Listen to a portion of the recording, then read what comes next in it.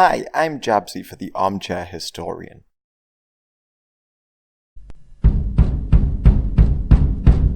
After the Napoleonic Wars, there were growing calls to unite the Italian states, and the people rose up in Milan, Rome, Venice and Sicily in 1848. The First War of Italian Unification, led by the Kingdom of Piedmont-Sardinia against the Austrians, however was unsuccessful, and the rebellions were crushed.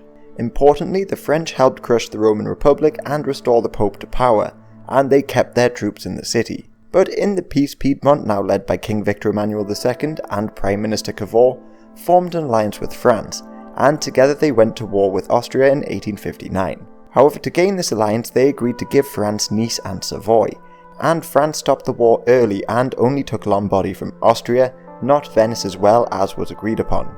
So the French allowed Piedmont to hold plebiscites in the Central States, which Piedmont occupied during the war. Plus, one active participant in these wars was Giuseppe Garibaldi. He had become an experienced fighter in South America when he joined in the Ragamuffin War against the Brazilians. And during the Uruguayan Civil War, he raised an Italian volunteer force known as the Red Shirts. And during the revolutions of 1848, he led this volunteer force in Lombardy against the Austrians, and later in defense of Rome. Then he travelled around the world and returned to Italy to fight the Second Italian War of Unification, where he led his volunteer force in the Alps against the Austrians. But he was not only a native of Nice, which was handed over to the French, but the deputy of Nice in the Piedmontese parliament. Meanwhile, Francis II of the Two Sicilies was an unpopular ruler, especially in Sicily, and he rejected alliances with Piedmont in the past. But Piedmont couldn't declare war on the Two Sicilies without cause, so nationalists began plotting to rise up in Sicily. One of them was the future Prime Minister of Italy, Francesco Crispi, who went around the island raising support for the rebellion, and he was one of many who persuaded Garibaldi to sail with his volunteers in support of them. Plus, with the opening of the Suez Canal, the strategic importance of the Sicilian ports had increased dramatically. So, looking to gain favour with the Italian nationalists, Britain provided covert support to Garibaldi and his volunteers.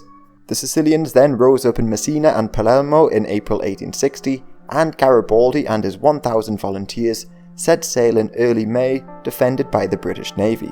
He landed in Marsala on the 11th and beat the Neapolitan forces at Calatafimi and was declared the dictator of Sicily in the name of Victor Emmanuel II.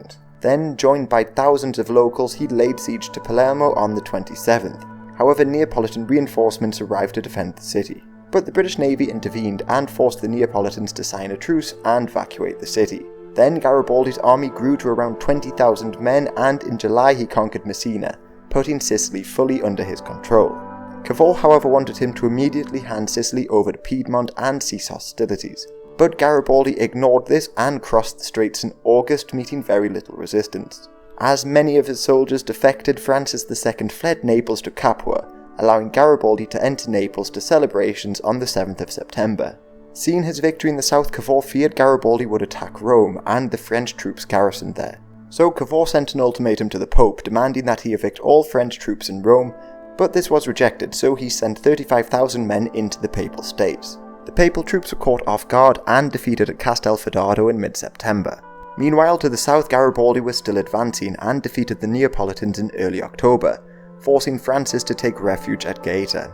Then Victor Emmanuel and Garibaldi, at the heads of their advancing armies, met and their conquests were united, and the two laid siege to Francis in November. Francis held out for months, but typhus epidemics, bombardments and a lack of supplies forced him to surrender. The Kingdom of Italy was declared, however the French still remained in Rome and the Austrians in Venice.